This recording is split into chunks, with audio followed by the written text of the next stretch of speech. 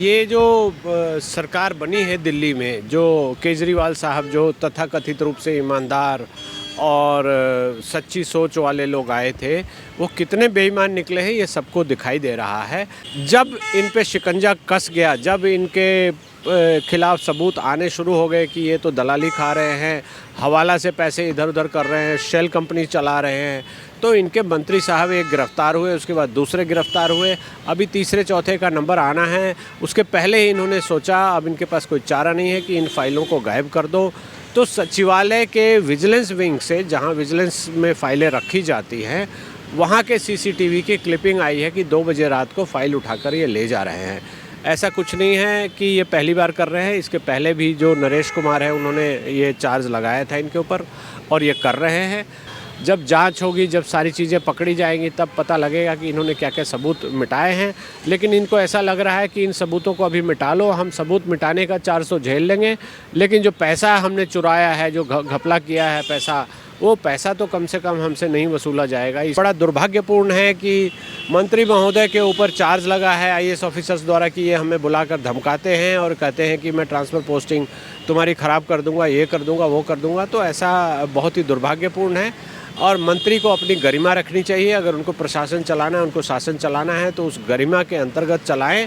एक तरफ दिल्ली सरकार लगातार केंद्र सरकार के द्वारा लाए गए नए ऑर्डिनेंस को लेकर विपक्षी पार्टियों से दिल्ली के मुख्यमंत्री जाकर मीटिंग कर रहे हैं और ये कह रहे हैं कि राज्यसभा में इस ऑर्डिनेंस को कानून नहीं बनने देंगे। तो वहीं दूसरी तरफ दिल्ली सचिवालय से रात को चोरी हो रही फाइलों को लेकर भी बीजेपी आज दिल्ली सरकार पर हमलावर है और सवाल पूछे जा रहे हैं कि आखिरकार दिल्ली सचिवालय से वही फाइलें चोरी क्यों हो रही हैं जिसमें दिल्ली सरकार के घोटालों का जिक्र है। इस पूरे मामले पर विस्तार से बात करते हैं। हमारे साथ मौजूद हैं सुप्रीम कोर्ट से एडवोकेट उमेश शर्मा जी। सर, दिल्ली सचिवालय से फाइल गायब होना कोई आम बात नहीं है। जिस तरीके से 2-2 बजे की रात की जो वीडियो सामने आ रही हैं, सीसीटीवी फुटेज, कि सिर्फ वही फाइलें दिल्ली सचिवालय से गायब हो रही हैं जिसमें दिल्ली सरकार के तमाम मंत्रियों से लेकर तमाम लोगों की जानकारी है और घोटाले के सबूत हैं।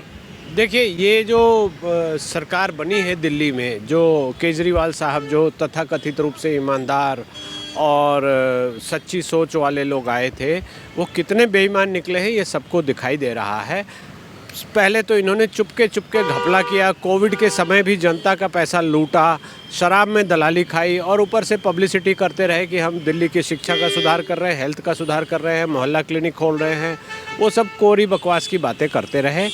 जब इन पे शिकंजा कस गया, जब इनके खिलाफ सबूत आने शुरू हो गए कि ये तो दलाली खा रहे हैं, हवाला से पैसे इधर उधर कर रहे हैं, शेल कंपनी चला रहे हैं, तो इनके मंत्री साहब एक गिरफ्तार हुए, उसके बाद दूसरे गिरफ्तार हुए, अभी तीसरे चौथे का नंबर आना है। उसके पहले ही इन्होंने सोचा अब इनके पास कोई चारा नहीं है कि इन फाइलों को गायब कर दो। तो सचिवालय के विजिलेंस विंग से, जहाँ विजिलेंस में फाइलें रखी जाती हैं, वहाँ के सीसीटीवी की क्लिपिंग आई है कि 2 बजे रात को फाइल उठाकर ये ले जा रहे हैं।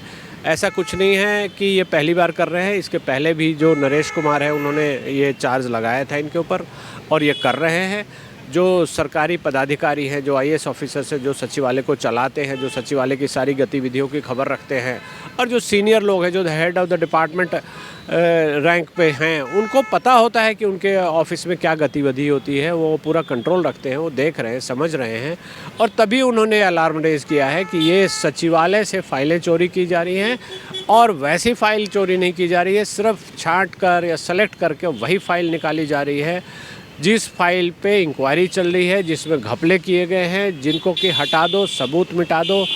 जैसा कि मनीष सिसोदिया साहब पकड़े गए हैं, उनके ऊपर चार्ज भी है कि उन्होंने सबूत मिटाए हैं और ये इनको बहुत ही महंगा पड़ेगा। जब जांच होगी, जब सारी चीज़ें पकड़ी जाएंगी, तब पता लगेगा कि इन्होंने क्या क्या सबूत मिटाए हैं। लेकिन इनको ऐसा लग रहा है कि इन सबूतों को अभी मिटा लो, हम सबूत मिटाने का 400 झेल लेंगे, लेकिन जो पैसा हमने चुराया है, जो घपला किया है पैसा, वो पैसा तो कम से कम हमसे नहीं वसूला जाएगा। इसलिए ऐसी हरकत कर रहे हैं। ये बहुत ही घटिया हरकत है और दिल्ली के लोगों का दुर्भाग्य है कि ऐसी पार्टी को हमने सरकार में चुना है, जो पार्टी बोलती कुछ है, करती कुछ है, दिल में कुछ है, दिमाग में कुछ है और हमेशा उल्टी सीधी हरकतें करती है, हमेशा लोगों को ठगती है, लोगों को छल करती है। और अब ये सचिवालय की फाइलें गायब कर रही है। तो दिल्ली की जो जनता है उसको बहुत बड़ी कीमत ऐसे लोगों को चुनने की देनी पड़ रही है। ये बहुत ही गलत बात है। सर, एक तरफ दिल्ली सरकार को लेकर बीजेपी की तरफ से आरोप लगाए जा रहे हैं कि सिर्फ वही फाइलें चोरी हो रही हैं, वहीं दूसरी तरफ दिल्ली सरकार के मंत्री जो सौरभ भारद्वाज हैं उन्होंने अधिकारियों के ऊपर आरोप लगाया और अधिकारियों का ये कहना है कि यही मंत्री और ये सरकार जो है हमें हैरेस कर रही है। यानी कि मामला दोनों तरफ से दिखाई दे रहा है और वहीं दिल्ली सरकार के मंत्री ये तक आरोप लगाए जा रहे हैं कि ये अधिकारी जो हैं वो हमारी बात नहीं सुन रहे हैं क्योंकि एलजी हाउस की तरफ से इन्हें धमकाया गया है कि ये हमारा काम ना करें। देखिए, ये तो कोरी बकवास की बातें हैं। आप जो भी मंत्री साहब हैं वो एक अपना मंत्री का डिपार्टमेंटल ऑर्डर या शासन आदेश निकाले। प्रशासन कैसे चलता है इनको पता होना चाहिए। नहीं पता तो प्रदेश के दूसरे जो एडजॉइनिंग स्टेट्स हैं उनसे सीख ले, उनसे समझ ले। उत्तर प्रदेश बिल्कुल साथ में है, वहाँ से शासन आदेश या प्रशासन आदेश कैसे निकाला जाता है, कैसे उसको इम्प्लीमेंट कराया जाता है और कैसे उसका अनुपालन नहीं करने वाले पर कार्रवाई की जाती है। कठोर से कठोर कार्रवाई की जाती है, चाहे वो आईएएस ऑफिसर हो, चाहे वो पीसीएस ऑफिसर हो, चाहे वो बाबू हो या कुछ भी हो। तो ये कर नहीं रहे, बस कोरी बकवास की बातें करते हैं। ऐसा बड़ा दुर्भाग्यपूर्ण है कि मंत्री महोदय के ऊपर चार्ज लगा है आईएएस ऑफिसर्स द्वारा कि ये हमें बुलाकर धमकाते हैं और कहते हैं कि मैं ट्रांसफ़र पोस्टिंग तुम्हारी ख़राब कर दूंगा, ये कर दूंगा, वो कर दूंगा। तो ऐसा बहुत ही दुर्भाग्यपूर्ण है और मंत्री को अपनी गरिमा रखनी चाहिए। अगर उनको प्रशासन चलाना है, उनको शासन चलाना है तो उस गरिमा के अंतर्गत चलाएं। और आज के समय में शासन चलाने के 2500 रास्ते हैं, उनके थ्रू ये मैसेज दें, शासन आदेश निकालें, एडमिनिस्ट्रेटिव ऑर्डर्स निकालें, उनका इम्प्लीमेंटेशन कराएं और जो उसको नहीं मानता उसके खिलाफ शो कॉज करें या उनके खिलाफ इनसबऑर्डिनेशन की कार्रवाई करें या डिपार्टमेंटल इंक्वायरी करें। उसको करने की बजाय ये कागज़ पर कुछ नहीं कर रहे, कागज़ पे लिखना नहीं चाह रहे हैं क्योंकि लिखने से वो सबूत बन जाएगा। ये सिर्फ कोरी बकवास करते हैं, मीडिया में गलत सलत बयान देते हैं और जो अध्यादेश लाया गया है केंद्र सरकार द्वारा उस अध्यादेश की बुराई बिना वजह कर रहे हैं। जबकि केंद्र सरकार को ऐसी शक्तियां हैं कि वो शेड्यूल 7 में जो चीज़ें आई हैं उनको चेंज कर सकता है। एंट्री 41 पे जो सब्जेक्ट जो डिफ़ाइन किया सुप्रीम कोर्ट ने उसको चेंज कर सकते हैं। ऐसी पावर है, ऐसी शक्तियों का प्रयोग करते हुए केंद्र सरकार ऐसा कर सकती है। उसको राज्यसभा में ये सैद्धांतिक रूप से विरोध करें और शो ऑफ स्ट्रेंथ वहाँ हो जाएगा। अगर वो बिल वहाँ पर गिर गया तो गिर जाएगा, ड्रॉप हो जाएगा। अगर वो पास हो गया तो सबके लिए सम्मान रूप से उसको सम्मानित रूप से उसको पालन करना, उसका अनुपालन करना, उसका सम्मान करना हमारा कर्तव्य है। क्योंकि किसी भी राजनीति के लिए, किसी भी देश के आदमी के लिए पार्लियामेंट से जो कानून पास होता है वो सर्वमान्य होना चाहिए, सबको उसको मानना पड़ेगा। आपका विरोध अलग हो सकता है, विरोध उसके पास होने के पहले आप खुलकर कीजिए, लेकिन उसके होने के बाद आप उसका विरोध नहीं कर सकते, उसका अनुपालन कीजिए। खासकर सरकार में बैठे लोग, खासकर जिनके लिए ये अध्यादेश पारित किया गया है, उनको आगे बढ़ के ये वेलकम करना चाहिए कि हमारे पास ये चीज़ें आपने क्लैरिफाई कर दिया और हम ये क्षेत्र में काम करेंगे। उसके करने की बजाय, दिल्ली में विकास की कार्रवाई करने के बजाय, दिल्ली में जो हवा साफ़ करने का वादा किया था इन्होंने, कूड़े के ढेर हटाने का जो वादा किया था, जो इन्होंने कहा था सड़कें बहुत अच्छी बन जाएगी, बिजली पानी की समस्या सुलझ जाएगी, उन सब चीज़ों को छोड़कर ये सिर्फ कोरी बकवास की बातें कर रहे हैं, इधर उधर की बातें करते हैं। तो उससे जनता को इनसे टफ सवाल पूछना चाहिए कि आपने ऐसा कहा था, आपने मैनिफेस्टो में ये लिखा था, इसको पूरा कीजिए, आप कोरी बकवास की बातें मत कीजिए। सर, जितनी भी चीज़ें दिल्ली में हो रही हैं, आज दिल्ली सरकार की तरफ से उन तमाम चीज़ों को लेकर जिम्मेदार सिर्फ केंद्र सरकार को ठहराया जा रहा है। चाहे फिर वो अधिकारियों को लेकर हो, दिल्ली में कोई भी घोटाला हो या फिर ईडी सीबीआई की जांच हो। आज एक तरफ अगर मनी लॉन्ड्रिंग के मामले में कोर्ट की तरफ से सत्येंद्र जैन को मेडिकल रिपोर्ट्स के आधार पर कुछ यानी कि छूट मिल गई है या फिर उन्हें बेल मिल गई है, अंतरिम जेल तो बेल मिल गई है, तो वहीं दूसरी तरफ ईडी को लेकर आम आदमी पार्टी सरकार के सांसद है संजय सिंह, वो ये तक कह रहे हैं कि सिर्फ ईडी मेरे जानकारों पर इसीलिए छापेमारी कर रही है क्योंकि मैंने अडानी के खिलाफ जो है वो आवाज़ उठाई। देखिए, ये तो कोरी बकवास की बातें हैं। आप आवाज़ जहां भी चाहे उठा सकते हैं, लेकिन अगर आपने घपला किया है तो आपकी जांच तो होगी।